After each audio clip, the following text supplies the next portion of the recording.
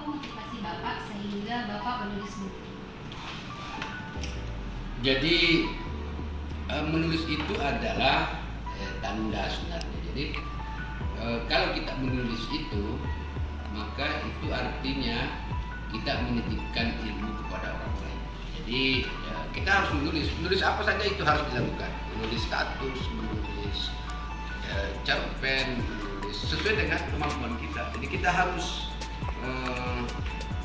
selalu menuliskan hal-hal yang kita anggap sebagai sesuatu yang disimpan. Jadi itu semacam menyimpan kenangan kita melalui tulisan-tulisan kita. Tetapi kan ada tulisan yang kadang-kala kita tidak tulis, ada yang dia tidak tersimpan, sehingga kalau dengan menulis buku misalnya, itu menulis buku, artinya pikiran-pikiran kita itu tersimpan. Jadi saya kira memang setiap orang itu harus menulis, paling tidak bukan untuk orang lain, tapi untuk dirinya sendiri, untuk keluarganya, sehingga bisa terlihat jejak-jejak kehidupannya. Saya kira kurang lebih begitu. Jadi Pak, kalau menulis buku itu bisa menghasilkan uang? Iya, saya kira setiap pekerjaan itu bisa saja menghasilkan uang, termasuk menulis. Cuman bukan itu yang utama, bukan itu yang menjadi tujuan.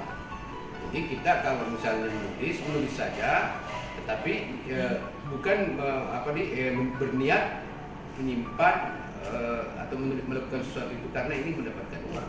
Kalau menulis mendapatkan uang ya jelas.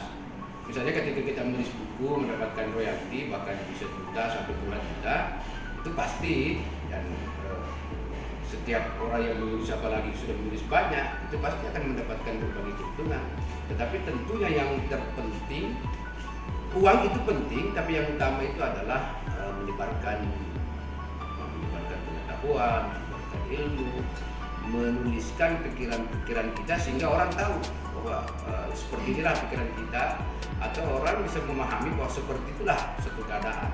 Jadi menulis itu adalah mendeskripsikan satu keadaan, mendeskripsikan pengetahuan, mendeskripsikan ilmu sebagai bagian dari diseminasi, bagian dari menyebarluaskan ilmu pengetahuan, menyebarluaskan teknologi.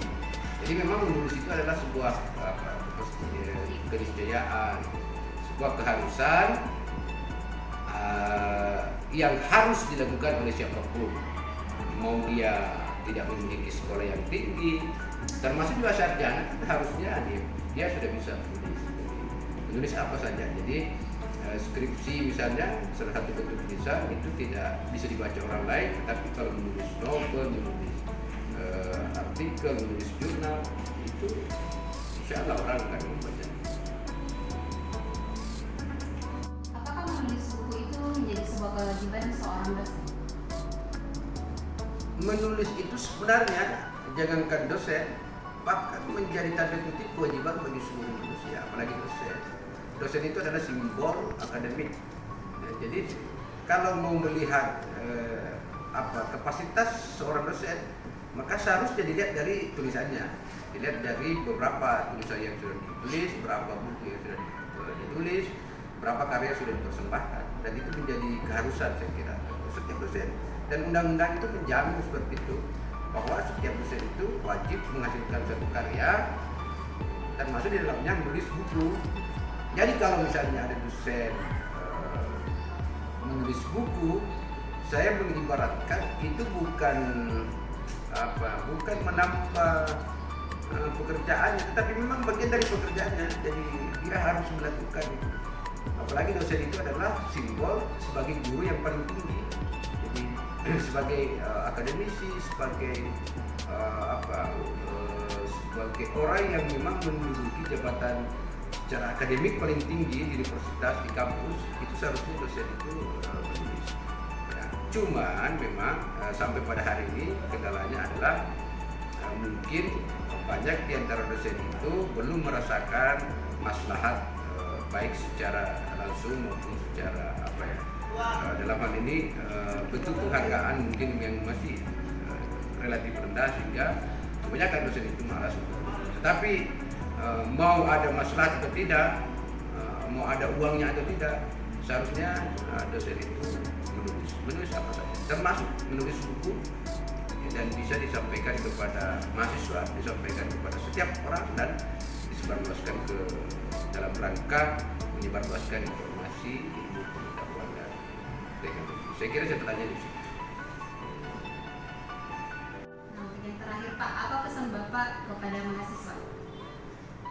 Mahasiswa itu adalah mereka yang paling memiliki, anggaplah sekolah yang paling tinggi, sehingga secara akademik mahasiswa yang paling seharusnya memiliki banyak pengetahuan, banyak informasi yang ada di kepalanya.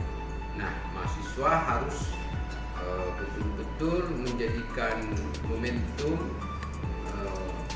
mendapatkan sesuatu yang bermanfaat, memberikan kepada orang lain, belajar sungguh-sungguh, dan bukan sekedar menyelesaikan studi, termasuk juga berorganisasi, berinteraksi dengan yang lain, sehingga betul-betul kampus ini bisa menjadi ajang untuk belajar, untuk berlatih, untuk meningkatkan potensi diri, sehingga kita insya Allah akan menjadi manusia yang bermanfaat, orang-orang yang mampu memberikan sesuatu yang positif kepada orang lain.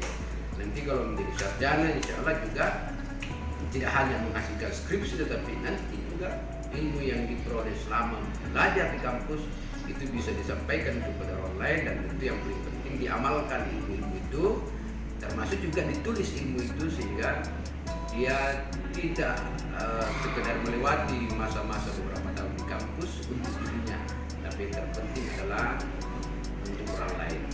Jadi hayrun linnas anfa'uhum linnas. Sungguhnya orang yang paling baik adalah orang yang paling bermanfaat untuk manusia lain, termasuk pasti mahasiswa.